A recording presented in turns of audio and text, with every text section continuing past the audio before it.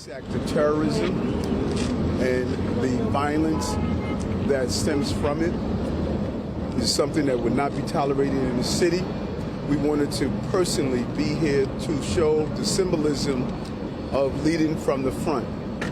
The apprehension, some of these detectives will finally sleep tonight after this person has been brought to justice here in New York City. We want to thank our partners and the other jurisdictions that played a vital role in this apprehension, particularly the McDonald's employee who saw something and did something, notifying the proper authorities. I will say this over and over again. The radicalization that is taking place across our country, we cannot ignore. When you see an incident that took place on our streets, when you witness a shooting that took place on a school campus by now a young girl, it is the continuation of our young people are crying out for help. We have an obligation not only to make apprehensions after an incident of this magnitude, but to do far more to prevent it. We'll open up for a few questions. Time for a few questions. Dean, go first. Dean, Mr. Mayor, what does this mean for the investigation that he's back in New York? Commissioner?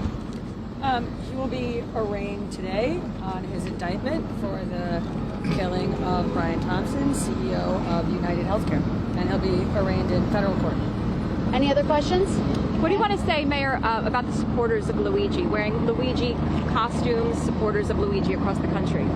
The beauty of this country is that you have the right to protest the right. And those who are protesting when someone used violence to solve a problem, we saw that on the school ground as well. It sends the wrong message. A person that uses a gun to solve a concern, if it's on a school campus or on our streets, there are mechanisms in this country on how to organize on those issues of concern. We saw young people who were tired of shootings on school ground. They organized and pushed Congress to do weapon bans. That is how we do it here. We don't use a gun. And anyone that celebrates that, it is vile and it is sending the wrong message. And you're celebrating using violence to solve an issue. Now, what's his next stop? What's his next stop? Where's he going to be? What's his next stop? His next stop, he's going to be taken to the federal building at 290 Broadway for processing by the FBI and the NYPD. Great. Thank you, guys. Thank you for the flyer when he landed. Thank you, everyone. All right, so Eric Adams there, Jessica Tisch, the police commissioner, both talking about Luigi Mangione saying that violence is never the answer, that this cannot be allowed to go on in the streets of New York. Mayor Adams talking about the overall cycle of violence in this country, including the school shooting at that Christian school the other day, Jackie. Paul, I want to go back to what we were discussing before, because Mayor Adams somewhat touched on this, just sort of when a person uses a gun to solve a problem, whether it be on a New York City street on camera, as we saw in this incident, or on school grounds, that should not be celebrated. What's the challenge that investigators are going to have in talking about this case when there is so much discussion around it in terms of generating a support system for this guy? I mean, he's had a following developed. Yeah, it's ridiculous. And, you know, one of the things that the federal case might do, especially with the death penalty on the table, is that it could very well de-romanticize this entire thing, because very clearly it's not leading any place good. And, you know, I don't quite see how there's reporting out that somehow or other the cases are going to run on parallel tracks. Now, the state charges are terrorism related, and they fit.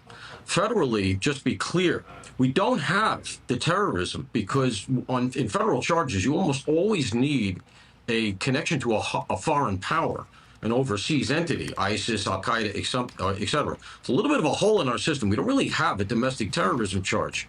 The charge here federally is murder. And that goes a little bit to your question, Jackie. This is a lot less romanticized than some ideological person. He killed a father and husband. He's not a hero. There's nothing romantic about him. He's probably going to end up on death row federally, and he's looking at a lot of hard roads. So the idea that somehow or other this person who's still innocent until proven guilty, But the case looks very compelling, and he's certainly nobody to celebrate.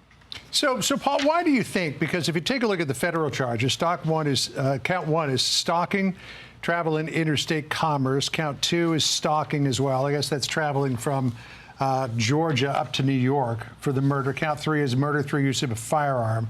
Count four is a firearm offense. Why do you think the federal government felt the need to jump in here and supersede the state charges? Very, very good question. You know, this happens in the terrorism world where you have these sort of battles, but they generally occur behind the scenes before you get to the point of an indictment. In this case, you had the state indictment, and then they came in and essentially overrode it. And this is an override. I mean, make no mistake. Had the feds not done this, he would be walking now into a state arraignment. Instead, he's going into a federal arraignment. Once he goes in there, I'd be very surprised if he comes out. I don't think you're going to get the state arraignment, or if you do, you're not getting it today. Could happen. Like I said, this is somewhat unprecedented, but the feds are not going to be looking to give up this body. I think he's going to be going into federal lockup. And, you know, it's one of the things that de-romanticizes this whole thing, keeps him safe, keeps him out of the public eye, is he goes in and that's it. I think that's also why they brought him in by plane and then chopper, as opposed to some long drive by car from Pennsylvania. That way it's not trailed by all kinds of media. This is just a way to do this neater and cleaner. But very clearly, the federal government wanted to make a statement here that they think this punches at their weight. They very well may want to send a statement to the people that think he's a hero. But then there's the fact that we are getting a new U.S. attorney, an attorney general, after some point after 20 January, when Pam Bondi is presumably confirmed. And there's going to be a whole new atmosphere here. And I don't think they're going to be very interested in the entreaties of the Bragg office, because they have this case now. They want to drive it all the way through. And the Trump administration, as you mentioned, may be far more interested in bringing this thing to death penalty. Paul, how do you expect prosecutors to sort of change the way that they're talking about the individuals involved in this case as prosecution gets underway? Because it seems like, you know, you mentioned de-romanticizing, but, you know, the United Healthcare CEO, Brian Thompson, maybe his job makes him an unsympathetic victim to, you know, some people who are in Luigi Mangione's camp, but he is a husband and a father. And Luigi Mangione, I mean, he's an Ivy Leaguer, prominent family, and yet has become this sort of icon of the, you know, Marxism and anti-capitalism. Do you expect that there's going to be a heavy emphasis on sort of changing the contours of this discussion when the case gets prosecuted? You very well may get those sorts of statements embedded in press releases and in interviews that are given by the government that are outward facing. Look, Mangione had everything going for him. Let's not sugarcoat this. Kid was an Ivy League graduate. He was going to inherit apparently a multi-million-dollar empire. His grandparents came from nothing, built themselves up. Thompson has a similar story. This is one of those situations where the narrative that the people in Mangione's camp would like doesn't really fit, because Thompson fought his way up in a far more hardscrabble way than Mangione did. So, you know, that narrative doesn't really fit. And let's remember something else, too. There are still a lot of gaps in Mangione's story. One of the first things he said when he got collared was, hey, I did this on my own. I want this to be clear. I did this on my own. You know, that strikes me as a little bit too forward. He really wanted to imprint that. And there are a number of gaps in his travel log. He was in Hawaii. Then all of a sudden he goes to ground in San Francisco, where everything goes dark, including to his family. I think that there's a lot of investigation to come on this thing, and that's one of the reasons why it's good to have federal reach, because they can scrape at all of this stuff all over the country.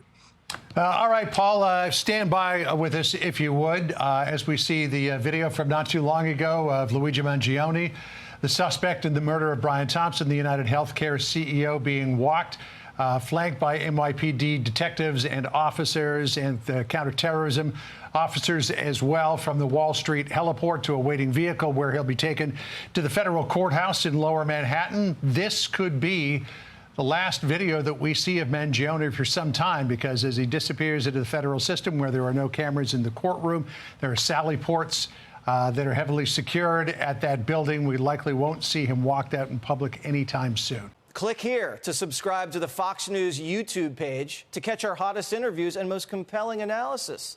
You won't get it anywhere else.